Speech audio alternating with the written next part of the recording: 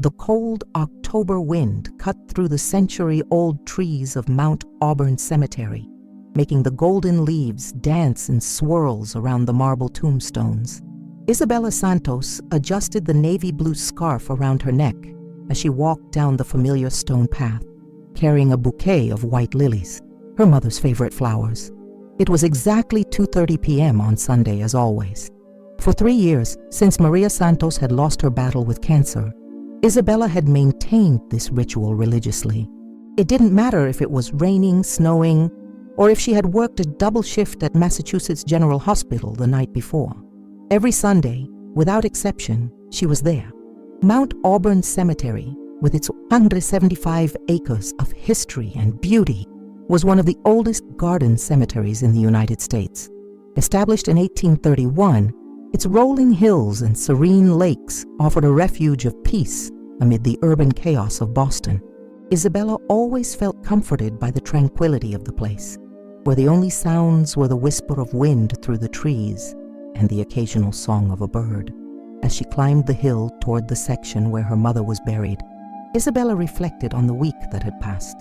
The hospital was busier than ever, with flu season approaching and constant pressure on the nursing staff. At 28, she had already seen more suffering and death than many people see in a lifetime. But it was exactly this that motivated her to continue. Each patient saved, each family comforted, was a way to honor her mother's memory. Maria Santos had been an extraordinary woman. A Portuguese immigrant who arrived in the United States in the 80s, she worked tirelessly as a cleaner in various downtown Boston offices to support Isabella after her father abandoned the family when the girl was only 5 years old. Despite financial difficulties, Maria always found a way to make Isabella feel special, whether preparing her favorite Portuguese dish, bacalhau à brás, or saving for months to buy the nursing books her daughter needed for college. "Never forget where you came from, my daughter," Maria used to say in her Portuguese accent, "but never let that limit where you can go." Isabella smiled sadly as she remembered those words while approaching the grave. The simple gray granite headstone bore only the name Maria Santos, the birth and death dates, and a small engraved cross. Isabella had wanted something more elaborate, but respected her mother's desire for simplicity. Kneeling before the grave, Isabella removed the wilted flowers from the previous week and replaced them with fresh lilies. The sweet aroma of the flowers mixed with the smell of damp earth and decomposing leaves, creating that unique autumn fragrance that always transported her back to childhood. "Hi, Mom," she whispered, her voice almost lost in the wind. "Sorry I'm a little late today. We had an emergency at the hospital, a car accident with an entire family. We managed to save everyone, including a girl the age I was when Dad left." Isabella paused, feeling tears forming in her eyes. Even after 3 years, it was still difficult to talk about certain things. "Sometimes I wonder how you managed to be so strong, raising a daughter alone in a foreign country. I can barely take care of myself, and you made it look so easy." The wind intensified, making the branches of nearby trees sway and create dancing shadows over the grave. Isabella pulled her coat tighter around her body and continued her one-sided conversation, telling about her work, about the patients she had helped during the week, about her financial worries. The rent for the small apartment in Somerville was becoming increasingly difficult to pay with a nurse's salary. That's when she heard the footsteps. It wasn't uncommon to encounter other people in the cemetery, especially on Sundays, but something about the sound of these specific footsteps made Isabella look up. They were heavy, deliberate steps from someone walking with purpose and authority, the kind of walk she had learned to recognize during her years working in the emergency room, the walk of someone accustomed to being obeyed. Turning discreetly, Isabella saw a male figure walking in her direction, carrying an elaborate arrangement of red roses. The man was tall, probably in his 50s, with graying hair combed back and an impeccably cut black overcoat. Even at a distance, there was something familiar about him, something that made Isabella's heart race without her knowing exactly why. When the man came closer, passing through a clearing between the trees where filtered sunlight illuminated his face, Isabella felt her blood freeze in her veins. She knew that face. everyone in Boston knew that face, even if only through photographs in newspapers and newscasts. Dominic Torino. The name echoed in her mind like distant thunder. Dominic Torino, the legendary head of the Italian crime family, who had controlled much of Boston's underworld for more than 2 decades. The man who had been found dead in his car, riddled with bullets, exactly 5 years ago, in a territorial war that had dominated headlines for months. But there he was, alive, breathing, walking through the cemetery as if it were the most natural thing in the world. Isabella felt her breathing become shallow. Her medical training kicked in automatically, and she forced herself to breathe deeply, trying to stay calm. Maybe it was just someone who looked like Torino. After all, there were many middle-aged Italian men in Boston. Maybe her imagination was playing tricks on her. But when the man stopped before a grave just 20 meters away, Isabella could clearly see his profile.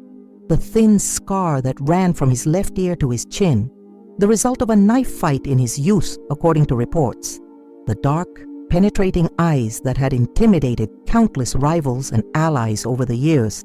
The upright and confident posture of someone who had never bowed before anyone. There was no doubt. It was Dominic Torino. Isabella remained motionless, barely daring to breathe, while watching the man who should be dead kneel before the grave and carefully place the red roses. She could hear fragments of words carried by the wind, words in Italian that she didn't understand, but which were pronounced with surprising tenderness for someone with Torino's reputation. Her mind raced, trying to process what she was seeing. If Dominic Torino was alive, it meant his death had been staged. But why? And by whom? The implications were enormous. How many people had been killed in the war that followed his supposed death? How many families had been destroyed fighting for the territory he had left behind? Isabella knew she should leave immediately. She should get up silently and walk in the opposite direction, pretend she had never seen anything. Men like Dominic Torino didn't reach 50 by being careless with witnesses. If he discovered that she had recognized him, but her feet seemed to have grown roots in the ground. She was paralyzed, watching a scene that defied everything she thought she knew about reality. Boston's most wanted man, or who had been before his supposed death, was there, vulnerable and human, paying tribute to someone he clearly loved. That's when Torino raised his head and his eyes met hers.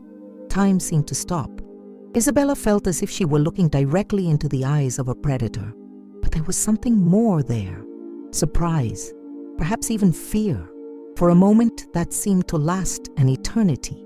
They simply looked at each other across the distance that separated them. Two strangers united by a secret that could change everything. Torino slowly stood up, his hands instinctively moving inside his overcoat. Isabella knew she should run, that every second of hesitation could be the last of her life. But something in his expression made her remain motionless. It wasn't the murderous fury she expected to see, but rather a tired resignation, as if he knew this moment would eventually come. "You know me," he said, his voice carrying through the cold air. It wasn't a question. Isabella swallowed hard, her throat suddenly dry as paper. I thought you were dead." A bitter smile crossed Torino's face. "Many people think that." He took a step toward her, and Isabella instinctively stepped back. "The question is, what do you intend to do with this information?"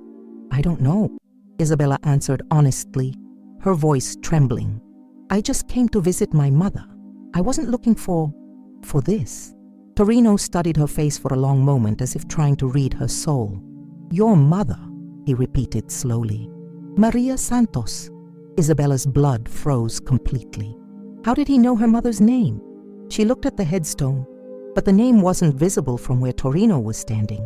Unless, "How do you know her name?" she asked, her voice barely above a whisper. Torino didn't answer immediately. Instead, he looked at the grave where he had placed the flowers, then back at Isabella. When he spoke again, his voice carried a weight she couldn't understand. "Because I knew her." The words hit Isabella like a punch to the stomach. The world around her seemed to tilt, and she had to lean against her mother's headstone to keep from falling. "That's impossible. My mother never mentioned." "There are many things mothers don't tell their children," said Torino, his voice softer now, almost gentle, especially when they're trying to protect them. Isabella felt tears burning her eyes. Protect me from what?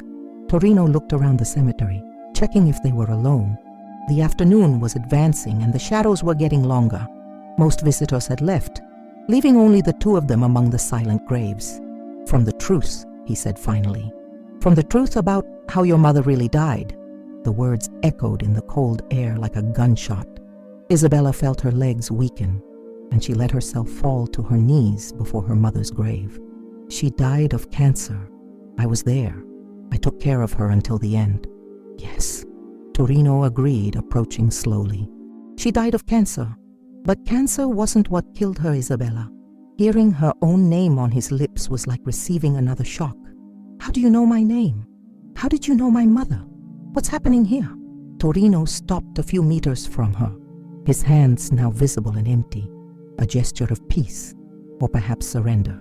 "Your mother worked for me, Isabella, for many years, and when she discovered something she shouldn't have discovered, someone decided she knew too much."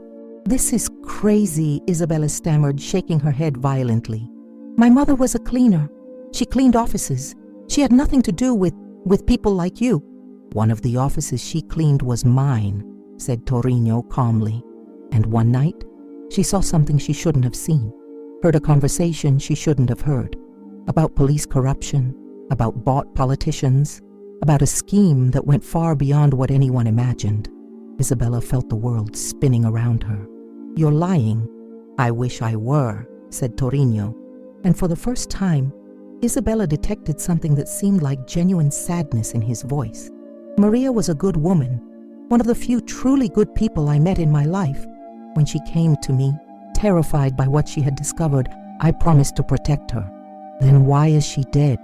The words came out as a cry of pain. Torino closed his eyes for a moment as if reliving a painful memory. "Because I failed, because I trusted the wrong person, and because, in the end, there was no safe place for her in this world." The wind increased, making the leaves dance around them like restless ghosts. Isabella looked at her mother's headstone, trying to reconcile the simple and loving woman she knew with the image Torino was painting. "Prove it," she said finally, her voice firmer now. "If you really knew my mother, prove it." Torino slowly reached into the inner pocket of his overcoat and withdrew a small, faded photograph. He extended it to Isabella, who took it with trembling hands. The photograph showed her mother, visibly younger, smiling next to a small girl. Isabella recognized herself at 7 or 8 years old. They were in a park that Isabella vaguely remembered visiting as a child. But what shocked her was the date written on the back of the photo, 3 months before her mother was diagnosed with cancer. "She gave me this photo," said Torino softly. "She said she wanted me to know what she was fighting for, who she was willing to die to protect." Isabella looked from the photo to Torino, then back to the photo.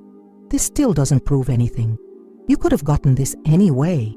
Torino nodded as if expecting this reaction. "Your mother had a crescent moon-shaped birthmark on her right shoulder.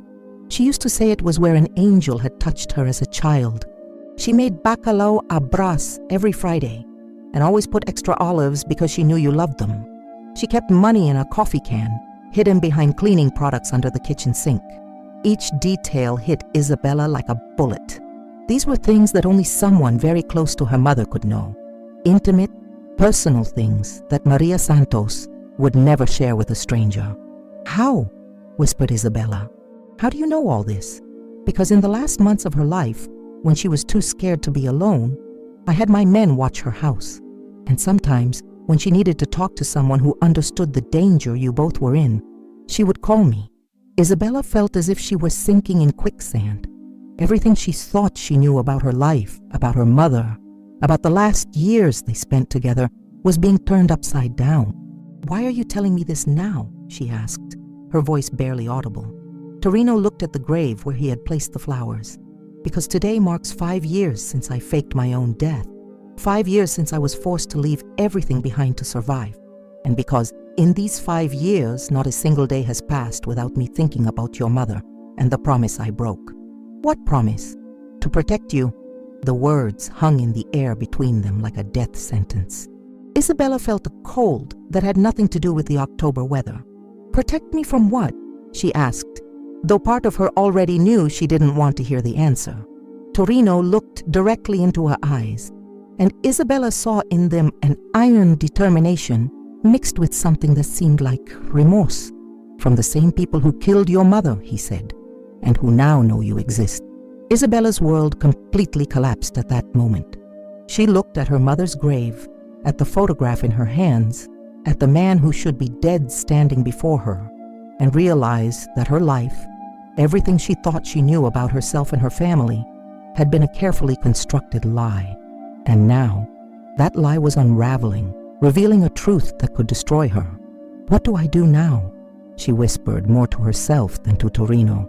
He took another step closer, his voice low and urgent. "Now, Isabella, you need to decide if you want to discover the truth about what really happened to your mother. Because once you know, there will be no going back, and the people responsible will do anything to ensure you never tell anyone what you discovered." Isabella looked one last time at her mother's grave, whispering a silent prayer for guidance. When she raised her eyes to Torino, there was a new determination in her gaze. "I want to know the truth." Torino nodded slowly as if he knew that would be her answer. "Then meet me tomorrow night. There's a small Italian cafe in the North End on Hanover Street called Nonna's Kitchen. Be there at 9 o'clock. And Isabella—" "Yes? Don't tell anyone about our meeting today. Your life may depend on it." With those words, Dominic Torino turned and walked towards the cemetery exit, leaving Isabella alone among the graves with more questions than answers, and the terrible certainty that her life had changed forever. As she watched him disappear among the trees, Isabella looked once more at her mother's grave. "What did you do, Mom?" she whispered. "And what is this going to do to me?" The wind carried her words away, leaving only the silence of the dead as an answer. Isabella could barely sleep that night. Every time she closed her eyes, she saw Dominic Torino's face, heard his words echoing in her mind. "The same people who killed your mother." With each passing hour, more questions arose, each more disturbing than the last. At 5:30 a.m. on Monday morning, she gave up trying to sleep and got up to make coffee. Her small apartment in Somerville, which normally comforted her with its welcoming simplicity, now seemed claustrophobic. The yellow walls she had painted to remind her of the Portuguese sun her mother missed so much seemed to be closing in on her. While the electric coffee maker did its work, Isabella walked to the kitchen window that faced the street. It was still very early, and only a few neighbors were leaving for work. Everything seemed normal every day, but she couldn't shake the feeling of being watched. Every parked car, every person walking on the sidewalk, every shadow between buildings seemed potentially threatening. "You're being paranoid," she murmured to herself, but the words sounded empty even to her own ears. She took her coffee cup and headed to the small kitchen table, where a pile of unpaid bills awaited her. Real life, real problems. Maybe if she concentrated on this, she could temporarily forget the surreal encounter at the cemetery. But when she opened the first bill, her hands were shaking so much she could barely read the numbers. The phone rang, making her jump and spill coffee on the table. The number on the display was from Massachusetts General Hospital. "Isabella, this is Supervisor Janet. Can you come in early today? We had 3 nurses call in sick and the morning shift is chaos." Isabella looked at the clock. It was 6:15, and her shift didn't start until 8 a.m. Normally, she would have hesitated. She was exhausted and emotionally shaken, but maybe work was exactly what she needed to keep her mind occupied. "Sure, Janet. I'll be there in 40 minutes. "You're an angel, Isabella. Thank you." An hour later, Isabella was immersed in the familiar rhythm of the hospital. The emergency room at Mass General was one of the busiest in Boston, and Monday mornings were always particularly intense. Weekend accidents, emergencies people had tried to ignore, and the constant stream of cases that made the hospital the beating heart of the city's emergency medicine. "Isabella, I need you in room 3, shouted Dr. Rodriguez, one of the most respected resident doctors at the hospital. "We have a 52-year-old man with a gunshot wound to the shoulder. He's conscious but has lost a lot of blood." Isabella ran to the room, her training taking control automatically. When she entered, she saw a middle-aged man lying on the gurney, his face pale with pain and blood loss. He had dark hair with gray strands and wore an expensive suit now stained with blood. "What's his name?" asked Isabella while checking vital signs. "He said his name is Anthony Romano," replied Dr. Rodriguez, examining the wound. Apparently it was a robbery gone wrong in the North End. Isabella froze for a moment. North End, the same neighborhood where Torino had scheduled the meeting for that night, and the surname Romano. She was sure she had heard that name before, probably in some report about organized crime. "Nurse Santos?" Dr. Rodriguez called her, noticing her hesitation. "Are you okay?" "Yes, sorry." Isabella forced herself to concentrate on the patient. Regardless of who he was or what he had done, her job was to save lives. While working, preparing the man for surgery, she couldn't help but notice details that bothered her.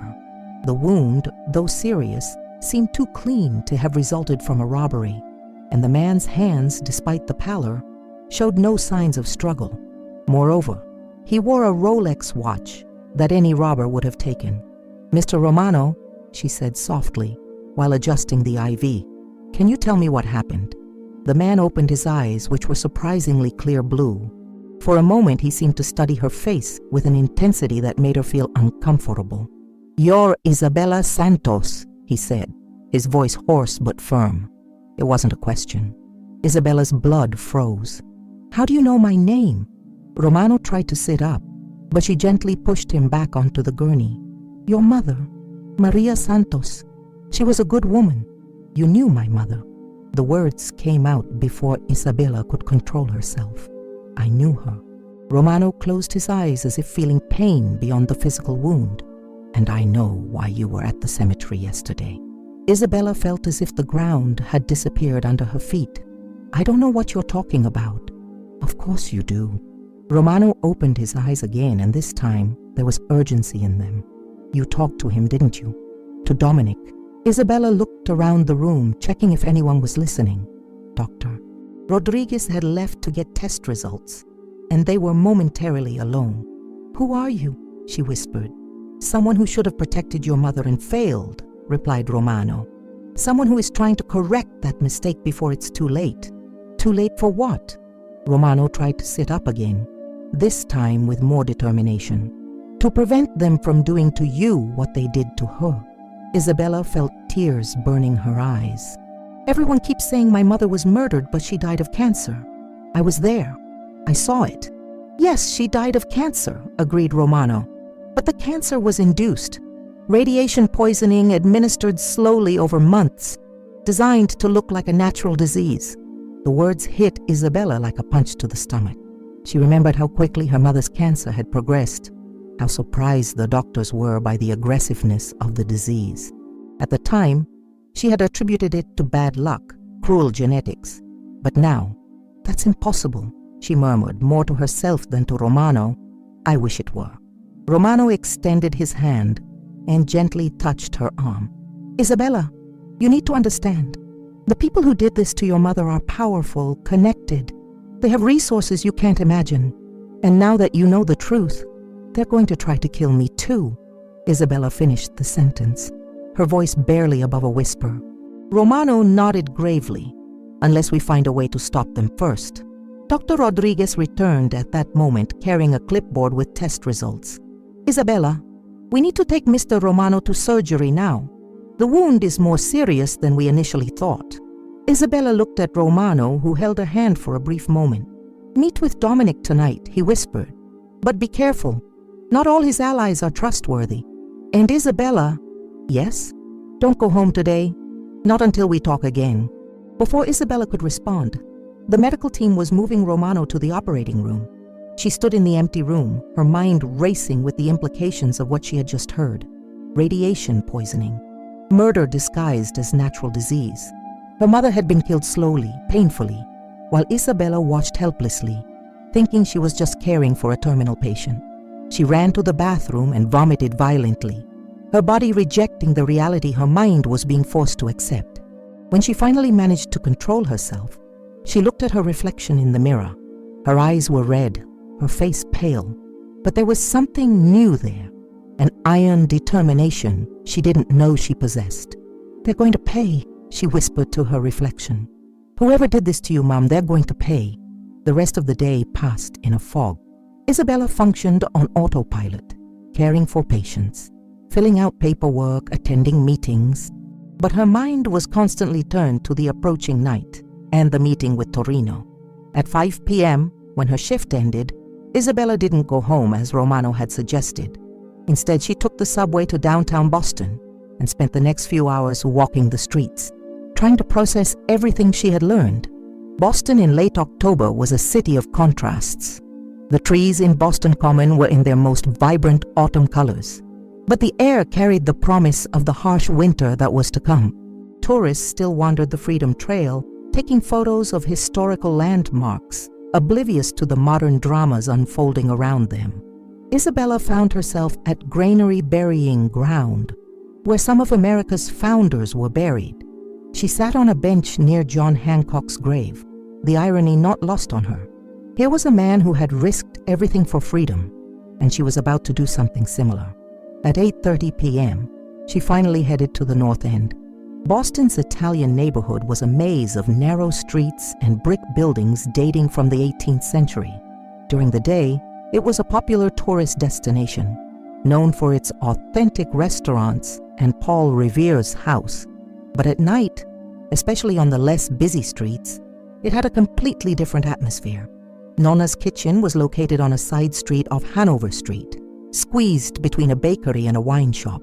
It was the kind of place you could pass 1,000 times without noticing.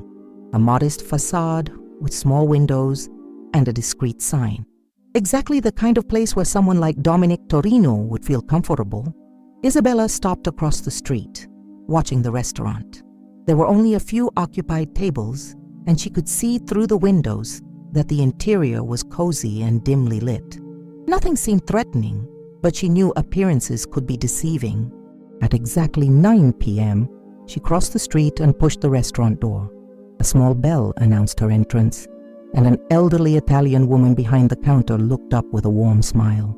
"Good evening, dear," said the woman in English, heavy with accent. "Do you have a reservation?" "I'm meeting someone," replied Isabella, her eyes scanning the restaurant. "Oh, you must be Isabella." The woman nodded knowingly. "He's waiting in the back."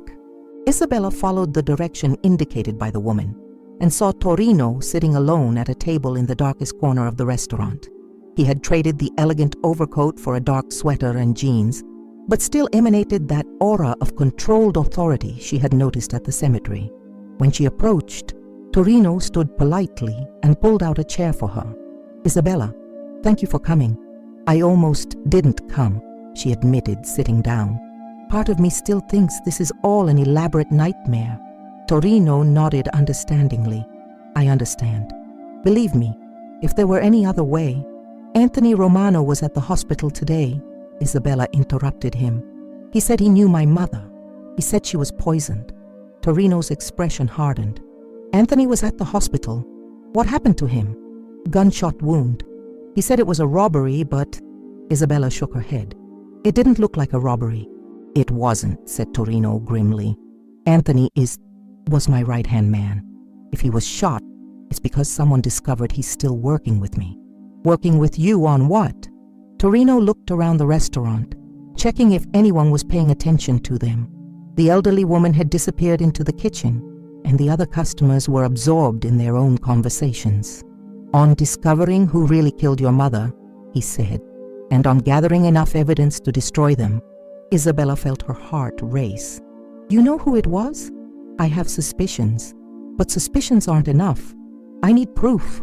Torino leaned forward, his voice low and intense. "Isabella, what I'm going to tell you now will change everything you think you know about this city, about the people who govern it." "I'm already changed," she replied. "After today, after everything I've heard, I can no longer pretend my life is normal." Torino studied her face for a long moment, as if evaluating her determination. Finally, he nodded. "Your mother discovered a corruption scheme that goes to the highest levels of Boston government. Police officers, judges, politicians, all receiving money to turn a blind eye to certain activities. But they weren't my activities. What are you talking about? There's a new organization in Boston, Isabella. They pose as legitimate businessmen, but they're actually much worse than any traditional family ever was. They traffic people, synthetic drugs, military weapons, and they have official protection. Isabella felt a chill down her spine. And my mother discovered this? She was cleaning the office of Assistant District Attorney Marcus Kellerman. One night she heard a phone conversation she shouldn't have heard. Kellerman was coordinating with this new organization, ensuring that certain investigations never went anywhere. Why didn't she go to the police? Torino laughed bitterly. Because half the police are in on the scheme. Isabella, we're talking about a conspiracy involving hundreds of people in positions of power. Your mother knew there was no one to trust. Except you. Except me. And I failed her. The pain in Torino's voice was palpable. I thought I could protect her, that I could use my own contacts to keep her safe. But they got to her before I could act. Isabella felt tears burning her eyes again. How did they do it? How did they poison her? Low-level radiation administered through contaminated cleaning products. She was exposed for months before symptoms appeared. When the cancer was diagnosed, it was already too late. But why didn't they tell me this at the time? Why did they let me think it was natural? Because you were young, innocent. They hoped you would simply move on with your life, that you would never question anything. Torino paused. And because as long as you didn't know the truth, you were safe. And now they know you saw me, that you know I'm alive, and that makes them nervous. Isabella felt as if she was sinking into a nightmare from which she couldn't wake up. What are they going to do? First, they'll try to scare you. Maybe some strange accidents, some disturbing coincidences. If that doesn't work, Torino didn't finish the sentence. They'll kill me, not if I can help it. The determination in Torino's voice was absolute. Isabella, I made a promise to your mother. I promised I would protect you, and this time I won't fail. Isabella looked at this man who should be her enemy, this criminal who had spent his entire life outside the law, and saw something in him she didn't expect. Honor. A distorted honor perhaps, but genuine. What do you want from me? She asked. Your help. You have access to places I don't. You can go places, talk to people without raising suspicion. And you have something I don't have. What? Credibility. You're a respected nurse, an exemplary citizen. If you testify about what we discover, people will believe. Isabella thought about this for a long moment. She was being invited to enter a world of danger and violence, to risk everything for a chance at justice for her mother. It was madness. But when she thought of Maria Santos, of the strong and courageous woman who had sacrificed everything for her daughter, the decision became clear. What do I need to do? Torino smiled for the first time since she had met him, and for a moment, she could see the man he might have been under different circumstances. First, you need protection. You can't go back to your apartment. They probably already know where you live. I have a safe place where you can stay. And then? Then we start gathering evidence. We start building a case that will bring down this entire corruption network.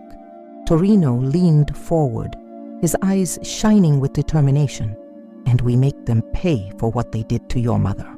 Isabella nodded, feeling a mixture of fear and determination coursing through her veins. When do we start? Now, said Torino, standing from the table. Because the longer we wait, the more dangerous it gets. As they left the restaurant together, Isabella looked one last time at the normal life she was leaving behind. Tomorrow, she would no longer be just a nurse trying to pay bills and honor her mother's memory. She would be a soldier in a war she didn't even know existed. But for the first time since her mother's death, she felt she had a purpose. And maybe, just maybe, she could find the justice Maria Santos deserved. The Boston night enveloped them as they disappeared into the shadows of the North End. Two unlikely allies united by a promise of revenge and a search for truth that could cost their lives. Torino's car was a discreet black sedan, the kind that would go unnoticed on any Boston street. As they drove through the winding streets of the North End, Isabella nervously watched the rear-view mirrors, looking for signs they were being followed. Every headlight that appeared behind them made her shrink in her seat. "Relax," said Torino, noticing her tension. "If someone were following us, I'd know." "How can you be sure?" "Because I've survived 53 years in this business by being paranoid." He made a right turn onto a street Isabella didn't recognize. "And because Anthony has men positioned at strategic points along the route. If there were any problems, my phone would have rung by now." Isabella looked at his phone on the center console. The screen was dark and silent. "How is Anthony? Will he be okay? He's tougher than he looks. A bullet in the shoulder won't bring him down." Torino paused. "But the fact that they tried to kill him means we're on the right track. They're getting desperate." They drove in silence for a few minutes, leaving Boston's historic center and entering a residential neighborhood Isabella didn't know well.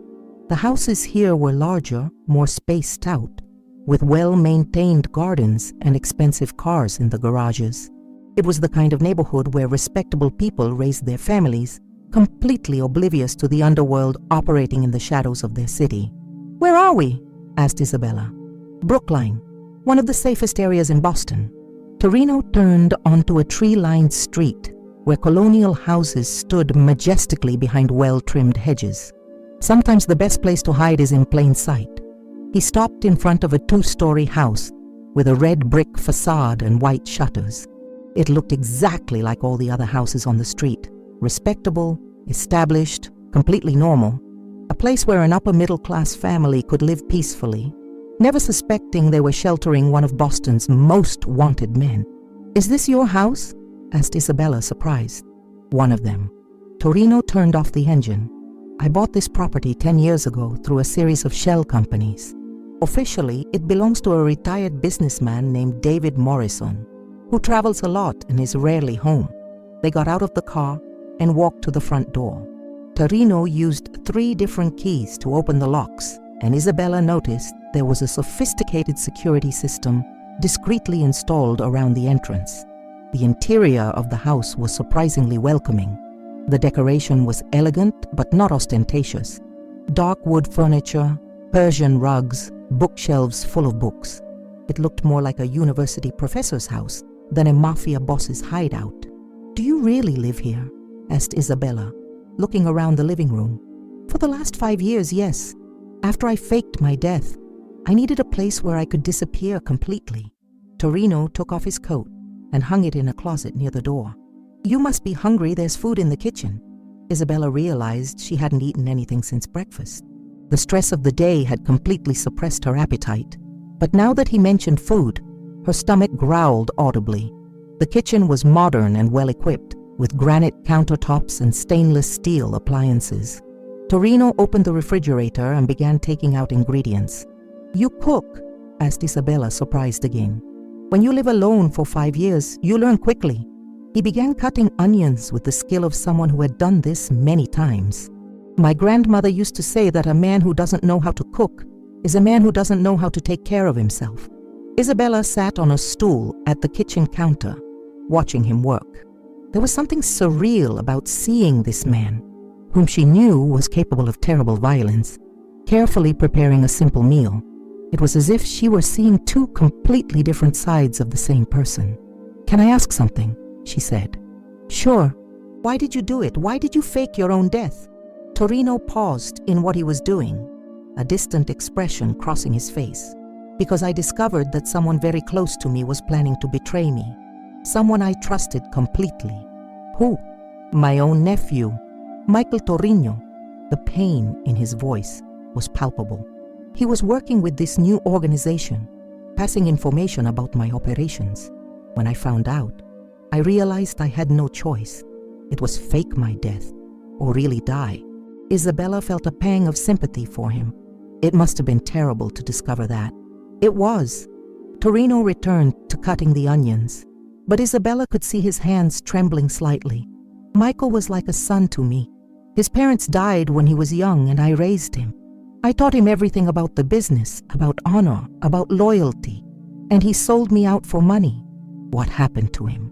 "He took over my organization after my death, but without my guidance, without my experience, he made mistakes.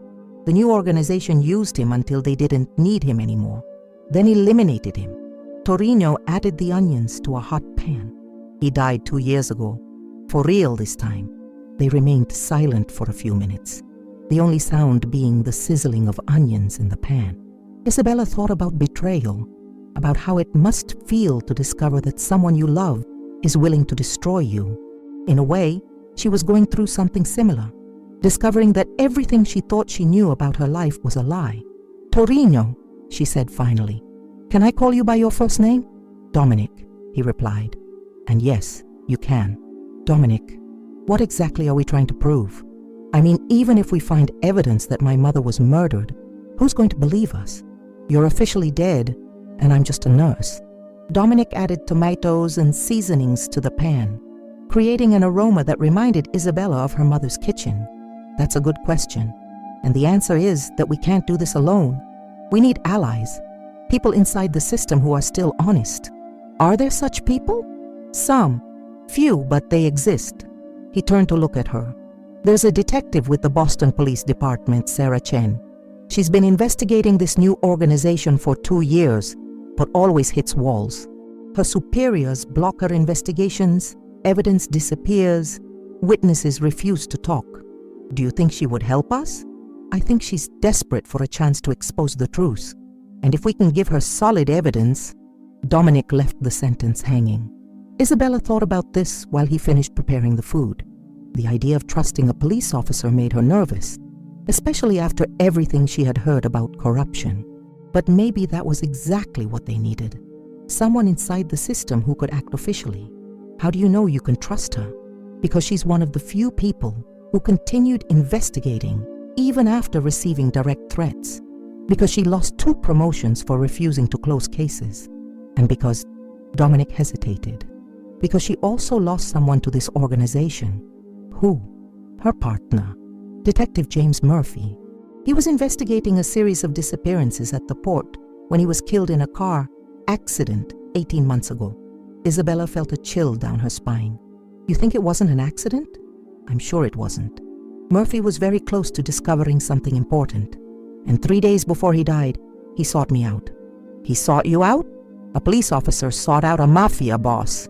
Dominic served the food on 2 plates and sat next to her at the counter. Murphy was different. He knew that sometimes you need to work outside the system to get justice.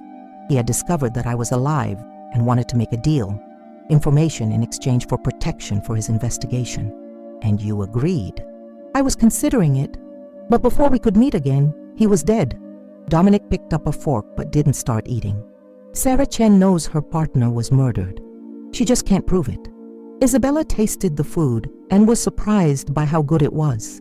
It was a simple tomato sauce with fresh herbs, but there was something about it that reminded her of her mother's cooking. This is delicious. Thank you. My grandmother taught me the recipe when I was a child. Dominic finally started eating. Isabella, I need you to understand something. What we're about to do is extremely dangerous. These people killed your mother, killed Murphy, tried to kill Anthony. They won't hesitate to kill us too. I understand. Are you sure? Because once we start, there will be no going back. You won't be able to simply return to your normal life. Isabella thought about her normal life. The lonely apartment, the bills she could barely pay, the repetitive routine of the hospital. It wasn't much to abandon, especially compared to the chance of getting justice for her mother. My normal life ended the moment I saw you at the cemetery, she said. Now I just want the truth. Dominic nodded as if expecting that answer. Then tomorrow we begin. But first you need to rest. There's a room upstairs you can use. After they finished eating, Dominic showed Isabella the guest room. It was simple but comfortable, with a double bed, a dresser, and a window overlooking the back garden. There were even some women's clothes in the closet. In her size, Isabella noticed with surprise. How did you know my size? She asked. I didn't know. But Anthony has a daughter about your age. I asked him to bring some things she didn't wear anymore. Isabella picked up a simple nightgown and headed to the bathroom. While showering, she tried to process everything that had happened in the last 24 hours. Yesterday morning, she was just a nurse visiting her mother's grave. Now she was hiding in a supposedly dead Mafia boss's house. planning to expose a conspiracy that went to the highest levels of Boston government. When she came out of the bathroom, she found Dominic waiting in the hallway. "There are some things you need to know about this house," he said. "First, all windows have bulletproof glass. Second, there are security cameras in all rooms except bedrooms and bathrooms. Third, if something happens, if you hear anything suspicious, there's a panic button under the nightstand. Press it and help will arrive in 5 minutes." "What kind of help?" "The kind that knows how to deal with problems." Dominic handed her a cell phone. "This phone has only one number programmed, mine. If you need anything at all, call me immediately." Isabella took the phone, noticing how different it was from hers. Heavier, more robust, probably encrypted and impossible to trace. "Dominic," she said, "can I ask something personal?" "Sure." "Do you have family? Children?" A shadow crossed his face. "I had a wife once, Eleanor. She died 15 years ago. Real cancer, not induced. We never had children. She always said she didn't want to bring children into this world." "Do you miss her?" "Every day." Dominic looked out the hallway window into the darkness outside. "She was the only person who really knew me. Not the Mafia boss, not the man people feared, but just Dominic. She made me want to be better than I was." Isabella felt a pang of sadness for him. "Is that why you want to help? Because of her?" "Partially, but mainly because of your mother. Maria reminded me of Elena in many ways. Strong, brave, willing to do anything to protect those she loved." He looked back at Isabella, and because some promises are sacred, even for men like me, they said goodbye, and Isabella lay down on the strange bed, looking at the ceiling. Outside, she could hear the normal sounds of a suburban neighborhood, cars passing occasionally, the distant bark of a dog, the wind in the trees, comforting and familiar sounds that contrasted dramatically with the surreal reality of her situation. She thought of her mother, imagining how Maria would feel knowing her daughter was now allied with the same man who had tried to protect her. Would it be pride, fear, or perhaps a mixture of both? "I'm going to find out the truth, Mom," she whispered to the darkness. "I promise." But even as she made that promise, Isabella couldn't shake the feeling that she was being watched. Not by security cameras or alarm systems, but by invisible eyes that knew exactly where she was and what she was planning. Somewhere in Boston, powerful people were making decisions about her future, and Isabella had the terrible feeling that morning would bring challenges she couldn't even imagine. She finally fell asleep, with Dominic's phone clutched in her hand, as if it were a talisman that could protect her from the nightmares to come. Outside, the Boston night continued its silent vigil, keeping secrets that could destroy lives or perhaps finally bring justice to those who had been forgotten. At 3 a.m., Isabella's phone rang. She woke instantly, her heart racing. The screen showed only Dominic. "Hello?" she whispered. "Isabella, get dressed quickly. We have company." "What kind of company?" "The kind that wasn't invited. I'll be there in 2 minutes. Stay away from the windows." The call was cut, leaving Isabella alone in the darkness with the sound of her own heart beating like a drum. She dressed quickly, her hands shaking as she tried to button her shirt. Outside, she could hear the sound of cars approaching. Several cars moving slowly like predators circling their prey. The hunt had begun. Isabella finished getting dressed in record time, her fingers trembling as she tied her sneakers. The sound of cars outside was getting closer, and she could distinguish at least 3 different vehicles moving slowly down the street. These weren't the normal sounds of neighbors coming home late. These cars were patrolling, searching. She moved away from the window and pressed her back against the wall, trying to control her breathing. Her medical training kicked in automatically. Deep, controlled breaths to keep oxygen flowing to the brain, relaxed muscles to avoid unnecessary tremors.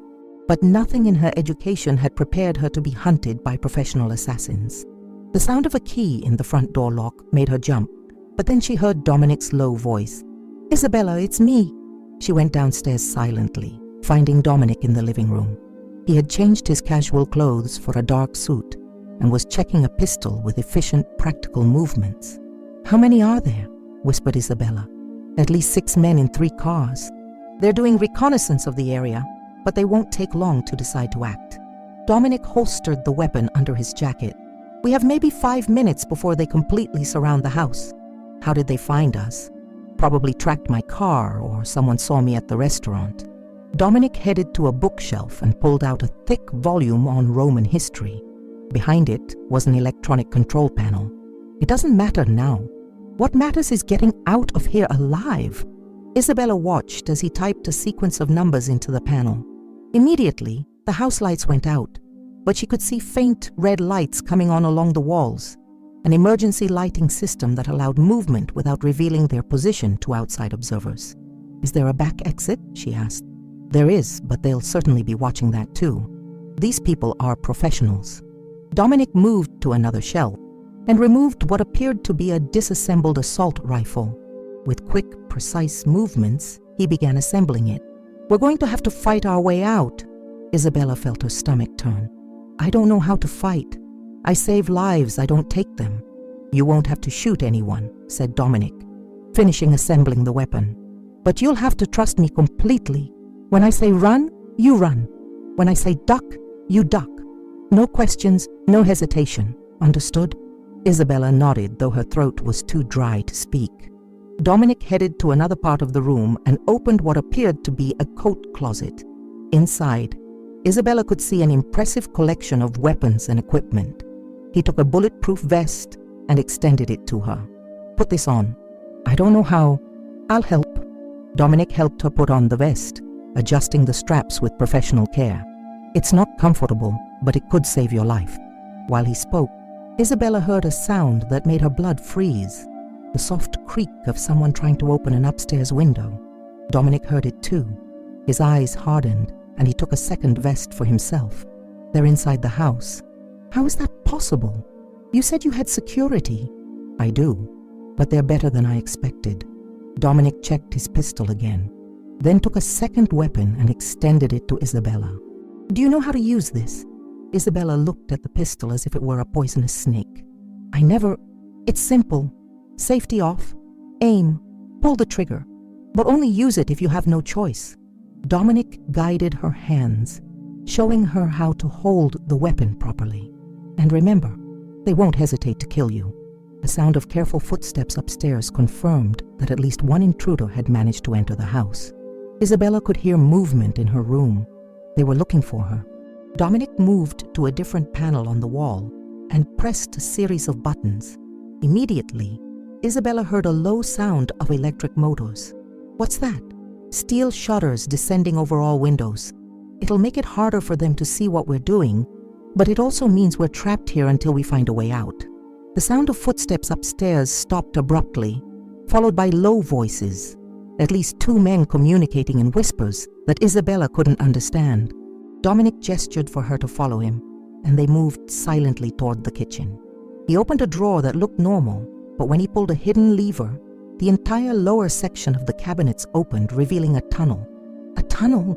Whispered Isabella, incredulous. Connects to the city's sewer system. Not glamorous, but effective. Dominic checked the tunnel with a small flashlight. It leads to the parallel street, where I have another car waiting. Isabella looked at the dark opening and felt immediate claustrophobia. I don't know if I can... You can. Your mother could. Dominic looked directly into her eyes. Maria Santos was one of the bravest women I ever knew. That courage is in you too. Before Isabella could respond, they heard the sound of footsteps coming down the stairs. Multiple sets of footsteps moving with military coordination. Now, whispered Dominic urgently. Isabella forced herself into the tunnel, ignoring the smell of dampness and mold. The space was tight, but tall enough for her to move while crouched. Dominic entered behind her, carefully closing the entrance. They moved through the tunnel in total silence, guided only by Dominic's small flashlight. Isabella could hear muffled sounds coming from above, voices, footsteps, the sound of furniture being moved.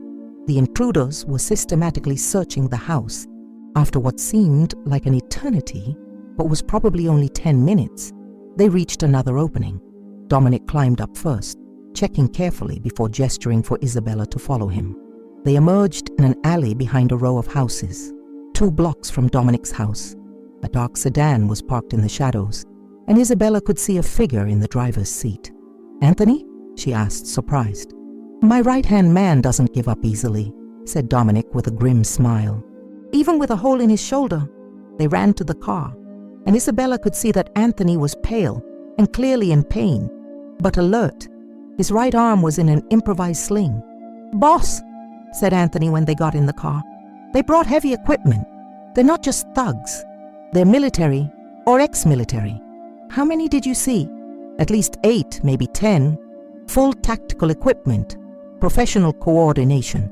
Anthony began driving, keeping the headlights off until they left the neighborhood. "Whoever's behind this has serious resources." Isabella settled into the back seat, still holding the pistol Dominic had given her. "Where are we going now?" "To a place they'd never think to look," said Dominic. "The hospital." "The hospital? That's crazy. It's the first place they'll look for me." "Exactly. Sometimes the most obvious place is the safest." Dominic turned to look at her. "Besides, there's someone there we need to see." "Who?" "Detective Sarah Chen. Anthony contacted her last night. She agreed to meet with us." Isabella felt a mixture of hope and terror. "A police officer agreed to meet with you? How do we know it's not a trap?" "Because she brought something that proves she's on our side," said Anthony, handing her a manila folder. Files she copied before they officially disappeared. Isabella opened the folder, and even in the car's dim light, could see they were police documents, investigation reports, photographs, witness statements. And at the top of the pile, a photo that made her heart stop. It was her mother, but not as Isabella remembered her. This photo showed Maria Santos leaving an office building in downtown Boston, carrying a bag of cleaning supplies. But what shocked Isabella was the date in the corner of the photo, just 2 weeks before her mother was diagnosed with cancer. "Where was this taken?" she asked, her voice trembling. "At the building where Assistant District Attorney Marcus Kellerman's office is located," replied Dominic. "The same night your mother heard the conversation that condemned her to death." Isabella studied the photo more closely. Her mother looked nervous, looking over her shoulder as if she knew she was being watched. There was fear in her eyes, a fear Isabella had never seen before. "There's more," said Anthony, gesturing for her to continue flipping through the documents. The next page was a medical report, not from the hospital where her mother had been treated, but from a private laboratory. The report showed abnormally high levels of radiation in Maria Santos's blood, dated 3 months before her official cancer diagnosis. "They were monitoring her," whispered Isabella, reality finally crystallizing. "They knew they were killing her and were tracking the progress. Like an experiment," said Dominic bitterly, "testing assassination methods that would look natural." Isabella continued flipping through the documents, each page revealing more horrific details. There were records of radioactive material purchases, correspondence between various people whose names had been redacted, and surveillance photographs showing her mother at various locations over several months. But it was the last document that made her feel like she'd been punched in the stomach. It was a death certificate, not the official one Isabella had seen, but a preliminary version that listed the cause of death as radiation poisoning. "They changed the death certificate," she said, her voice barely above a whisper. "After someone realized it would be too obvious," confirmed Dominic. "But Sarah got a copy of the original version before it was altered." Isabella closed the folder, feeling nauseous. How did a police officer get access to all this? "Because she's not just any police officer," said Anthony. "She's from Internal Affairs, investigating corruption within the department itself. And she discovered that your mother's case is connected to a much larger network." They were approaching Massachusetts General Hospital now, and Isabella could see the familiar lights of the emergency room. Normally, the sight of the hospital comforted her. It was her safe place, where she knew exactly what to do and how to help people. But now, even that seemed contaminated by the conspiracy unfolding around her. "How are we going to get in without being seen?" she asked. "You're going to enter through the main entrance, as if you were going to work," said Dominic. "Anthony and I will use the service entrance. Sarah will meet us in the hospital chapel. It's one of the few places that doesn't have security cameras. What if they're waiting for me? Then we improvise." Dominic checked his weapon again. "But Isabella, if something goes wrong, if you feel you're in danger, don't try to be a hero. Run, Find a crowd, find safety, and call us." Anthony stopped the car a block from the hospital. "Detective Chen said she'd be in the chapel at 4:30. That gives us 15 minutes. Isabella looked at the hospital, then at the two men who had become her unlikely protectors. "And then? Let's say we manage to meet with her that she's really on our side. What do we do then?" "Then we start building a case that will bring down this entire network," said Dominic. "And we make them pay for every life they took." Isabella nodded, checking that the pistol was secure in her purse. "See you in the chapel." She got out of the car and began walking toward the hospital, forcing herself to maintain a normal, casual pace. But with each step, she felt as if 1,000 eyes were watching, as if at any moment someone could jump from the shadows. The emergency room entrance was busy even at that hour. Boston never slept completely, and there were always emergencies, accidents, crises that brought desperate people seeking help. Isabella blended in with the crowd, greeting colleagues she recognized, trying to appear normal. But when she passed the reception desk, the receptionist called out to her. "Isabella, good thing you're here. There are two men looking for you. They said they were from the police." Isabella's blood froze. "Did they leave names?" "No, but they said they'd be back. Something about needing to talk to you about a case." Isabella forced a smile. "Thanks for letting me know. If they come back, can you tell them I'm in the chapel? I need a few minutes to prepare myself." The receptionist nodded understandingly.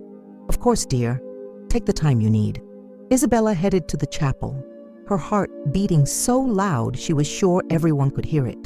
The hospital corridors, normally familiar and comforting, now seemed like a maze full of potential threats. The Massachusetts General Chapel was a small, non-denominational space on the second floor, designed to offer comfort to families in crisis. It was simple and serene, with light wood benches and stained glass windows that filtered light softly. When Isabella entered, she saw an Asian woman of about 40 sitting in the first pew. She wore a dark coat and had black hair pulled back in a practical ponytail. Even from behind, there was something in her posture that suggested authority and determination. "Detective Chen?" whispered Isabella. The woman turned, revealing an intelligent face marked by lines of stress and determination.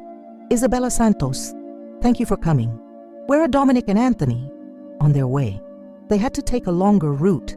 There are police looking for you at the main entrance." Isabella felt her stomach turn. "They know I'm here?" "Not yet, but we don't have much time." Sarah Chen gestured for Isabella to sit next to her. "I need you to understand something before the others arrive. What I'm going to show you will change everything you think you know about your mother's death. I already know she was murdered. You know she was poisoned, but you don't know why." Sarah opened a different folder from the one Isabella had seen in the car. "Your mother wasn't killed just because she heard a conversation. She was killed because she discovered something much bigger." "What?" Sarah removed a series of photographs from the folder. "Your mother wasn't just cleaning offices, Isabella. She was copying documents." The photographs showed her mother using a small camera to photograph papers in various offices.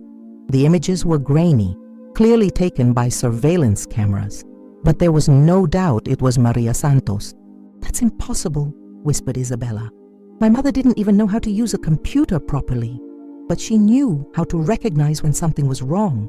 And when she started seeing the same names appearing in documents from different offices, names of people who supposedly didn't know each other, she started documenting." Isabella studied the photos, trying to reconcile the image of her simple and honest mother with that of an improvised spy. "How did you get these photos?" "Because I was investigating the same network your mother discovered. Only I was doing it from inside the system, and she was doing it from outside."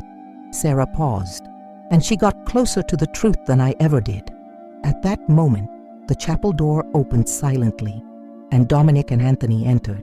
Anthony was visibly in pain but alert, and Dominic swept the environment with experienced eyes before approaching. "Detective Chen," he said, nodding respectfully. "Mr. Torino, or should I say Mr. Morrison?" There was a touch of irony in her voice, but no hostility. "Dominic is fine." He sat on the other side of Isabella. "What did you discover?"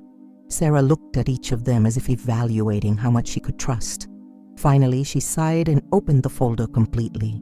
Maria Santos discovered a money laundering operation involving at least $50 million per month. Money from drug trafficking, human trafficking, and arms sales being cleaned through legitimate businesses, fake charities, and fraudulent government contracts. "We know that," said Anthony. "The question is, who's behind it?" That's where it gets interesting. Sarah removed a complex organizational chart from the folder. It's not one person. It's a partnership between 3 groups: a new Russian criminal organization, corrupt local politicians, and... She paused, looking directly at Dominic. "Members of your former organization who survived the succession war." Dominic tensed. "Who?" "Vincent Marconi, Tommy Russo, and Michael Chen. No relation to me," Sarah added quickly. "They allied with the Russians after you died, using their contacts and knowledge of your operations to build something much bigger and more dangerous." Isabella felt as if she was sinking in quicksand. "So my mother was killed for discovering this." "Your mother was killed because she had photographic evidence of meetings between these people, evidence that could have brought down the entire operation." Sarah looked directly at Isabella. "And because she was trying to turn it over to the FBI." The silence in the chapel was broken only by the distant sound of sirens outside. Isabella looked out the window and saw flashing lights approaching the hospital. "They found us," said Dominic, standing quickly. Sarah checked her watch. "We have maybe 2 minutes before they get here." "Is there another exit?" asked Anthony. "Yes, but first..." Sarah handed a USB drive to Isabella. "Everything your mother discovered, everything I've managed to gather over the last 2 years, is on this drive. If something happens to me, if something happens to any of us, you need to get this to the FBI. Special Agent Maria Rodriguez. She's the only person I trust completely." Isabella took the drive, feeling the weight of responsibility. "What if they catch me? Then you do what your mother would do," said Dominic, placing a hand on her shoulder. "You fight, you survive, and you make sure the truth is told." The sound of rapid footsteps in the corridor made them move. Sarah led them to a side door Isabella had never noticed before, an emergency exit that led directly to the staff parking lot. But when they opened the door, they found 3 armed men waiting for them. "Welcome to the party," said one of them, pointing a gun directly at Isabella. "We were expecting you." Time seemed to freeze when Isabella looked directly into the barrel of the gun pointed at her. The man holding it was tall and thin, with scars on his face that suggested a life of violence. His eyes were cold and calculating, the kind of look she had seen only once before, in psychopathic patients who arrived at the emergency room under police custody. "Slowly," said the man, his voice carrying a slight accent Isabella couldn't identify. "Hands where I can see them." Dominic and Anthony raised their hands slowly, but Isabella could see the tension in their muscles, like predators preparing to attack. Sarah Chen remained motionless, her right hand moving almost imperceptibly toward the holster under her coat. "I wouldn't do that, Detective," said another of the armed men, this one clearly American. "We have snipers positioned throughout the hospital. One false move, and many innocent people will die." Isabella felt her heart sink. These people were willing to turn a hospital full of patients and staff into a war zone. The idea that her search for justice could result in the death of innocent people made her feel nauseous. "What do you want?" asked Dominic, his voice controlled but loaded with threat. "What we've always wanted," replied the first man. "Silence. Your death should have guaranteed that 5 years ago, but you were always too stubborn to die properly. And now? Now you and your friends are going to disappear permanently. But first, we want to know exactly what you discovered and who you shared it with." Isabella clutched the USB drive in her hand, hiding it in her palm. She needed to find a way to protect this information, even if it cost her life. "We didn't discover anything," she said, trying to sound convincing. "I just wanted to know the truth about my mother." The man laughed, a cold sound without humor. "Isabella Santos, nurse at Massachusetts General, 28 years old, lives alone in Somerville. Your mother, Maria Santos, died 3 years ago of cancer. Or at least that's what you thought until yesterday." The fact that he knew so many details about her life made her tremble. "How do you..." We know everything about you, Isabella. We know you visited your mother's grave every Sunday for the last 3 years. We know you work double shifts to pay the bills. We know you don't have a boyfriend, few friends, and that your entire life revolves around work and your mother's memory." Each word was like a bullet, revealing how completely they had invaded her privacy. Isabella realized she had probably been watched for much longer than she imagined. "The question is," continued the man, "what do you intend to do with the information you discovered?" "I intend to expose all of you," said Isabella, finding courage she didn't know she possessed. "I intend to make sure you pay for what you did to my mother and all the other people you killed." The man nodded as if expecting that answer. "Admirable. Your mother said something very similar before she died." Isabella felt as if she'd been punched in the stomach. You talked to her? In her last days of life, yes. When the cancer was consuming her body, when she knew she was going to die, we visited her in the hospital. We wanted to make sure she understood the consequences of her actions. Tears burned Isabella's eyes. The idea that her mother had spent her last moments terrified, knowing she had been murdered, was almost unbearable. "She begged us," continued the man cruelly, "not for her own life. She knew it was too late for that, but for her daughter's life. She promised us you would never know the truth, that you would never look for answers. But you broke that promise, didn't you, Isabella?" said the second man. "You couldn't leave things alone." Isabella looked at Dominic, who was watching the situation with calculating eyes. She could see he was looking for an opportunity, a chance to turn the situation in their favor.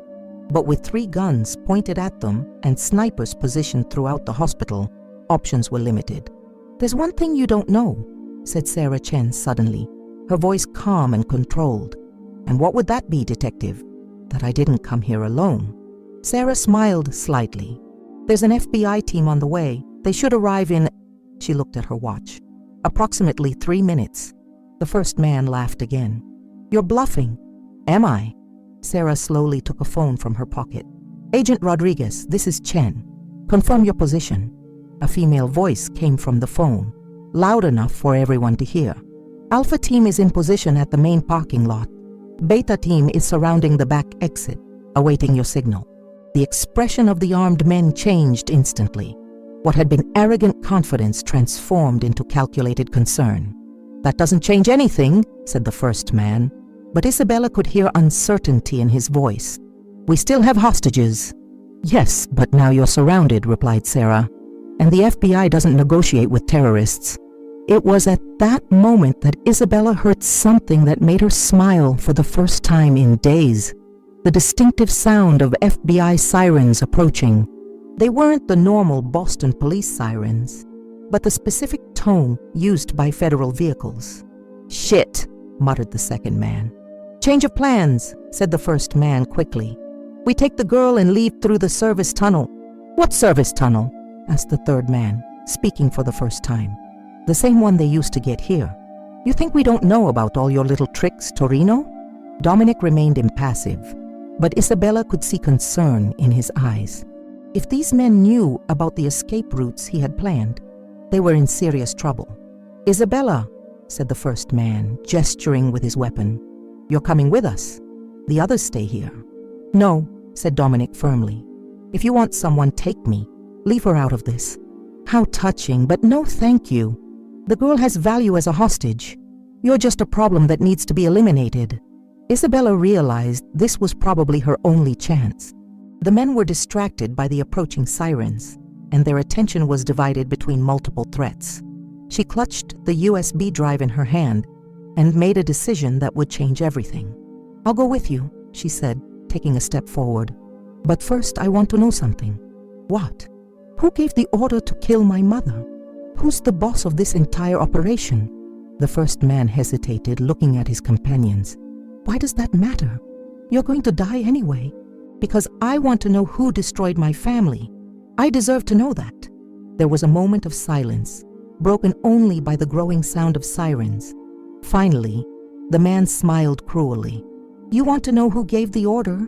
It was someone very close to you. Someone your mother trusted completely." Isabella felt her world begin to crumble again. "What do you mean?" Dr. Marcus Kellerman, the assistant district attorney, But not just him. He was working with someone from the hospital. Someone who had access to your mother's medical records, who could alter test results, who could ensure no one suspected anything. Who? The word came out as a whisper. Dr. Richard Harrison, the oncologist who treated your mother. Isabella felt as if the ground had disappeared under her feet.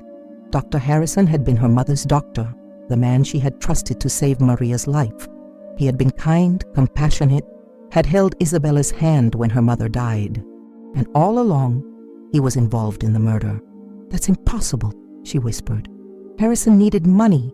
He had enormous gambling debts, was about to lose his medical license.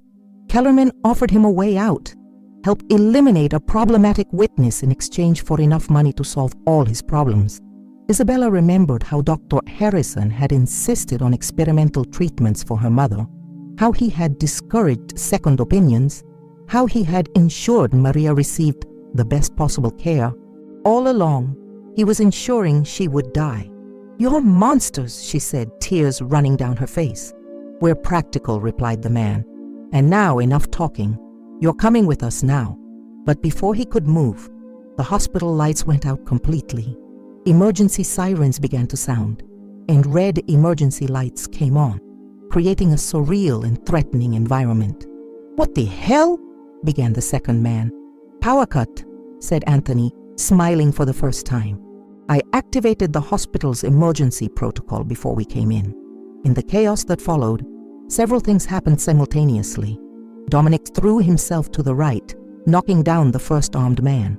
Sarah Chen drew her weapon and shot the second man, hitting him in the shoulder. Anthony, despite his injury, managed to disarm the third man with a quick and precise movement. Isabella took advantage of the confusion to run. She knew she needed to find the FBI agents and deliver the USB drive before something happened to her. Running through the dark hospital corridors, lit only by red emergency lights, she headed for the main entrance. But when she reached the lobby, she found a scene of total chaos. Patients and staff were being evacuated. FBI agents were establishing a perimeter, and she could hear gunshots coming from various directions. "Isabella Santos," a female voice called her. She turned and saw a Latina woman of about 40, wearing an FBI vest and holding a pistol. "Agent Rodriguez?" "Yes. Detective Chen told me you would have something for me." Isabella handed over the USB drive, feeling as if she were passing the baton in a relay race. "Everything is there. Everything my mother discovered, everything Sarah gathered." Agent Rodriguez took the drive and stored it carefully. "You did the right thing, Isabella. Your mother would be proud. She's really dead, isn't she?" Isabella asked, though she already knew the answer. "There's no chance this is all a terrible mistake." "No, but now we have enough evidence to prosecute everyone involved. Kellerman, Harrison, and the entire network they built." Isabella nodded, feeling a mixture of relief and sadness. The truth had finally come to light, but it wouldn't bring her mother back. And Dominic? What will happen to him? That depends. If he cooperates fully, if he testifies against the people who killed your mother, maybe we can reach an agreement. At that moment, Isabella saw Dominic, Anthony, and Sarah being escorted by FBI agents. Dominic was handcuffed, but didn't seem surprised or worried. When his eyes met Isabella's, he nodded slightly, a silent farewell. "Will he be okay?" she asked. "He's a survivor," replied Agent Rodriguez. "And now he has something worth surviving for, the chance to get justice for your mother." 6 months later, Isabella was standing in the same cemetery where it all began. But this time, she wasn't alone. Sarah Chen was beside her, as well as Agent Rodriguez and several other people whose lives had been touched by the corruption network that had finally been exposed. The trial had been a national spectacle. Dr. Harrison had pleaded guilty in exchange for a reduced sentence and had testified against Kellerman and the others. Kellerman had been sentenced to life in prison. The corruption network had been dismantled, resulting in more than 50 arrests. And Dominic Torino had kept his promise. He had testified, had provided crucial information, and had helped ensure that all those responsible for Maria Santos's death were punished. In exchange, he had received a reduced sentence and was now in federal protection. "She would have been proud of you," said Sarah, placing a hand on Isabella's shoulder. "I hope so." Isabella placed fresh flowers on her mother's grave. "I finally understand what she was trying to do. She wasn't just trying to expose corruption. She was trying to protect other families from going through what we went through. And now you're continuing her work." Isabella smiled. She had left her job at the hospital and was now working with a non-profit organization that helped families of crime victims. It was difficult work, but meaningful, a way to honor her mother's memory while helping others find justice. "Thank you, Mom," she whispered to the grave, "for being brave enough to fight, for teaching me that some things are worth risking everything for." As she walked away from the cemetery, Isabella felt a peace she hadn't experienced in years. The truth had been revealed, justice had been done, and she could finally move forward knowing her mother hadn't died in vain. The journey had been dangerous and painful, but it had been worth it. And somewhere, she knew Maria Santos was finally resting in peace.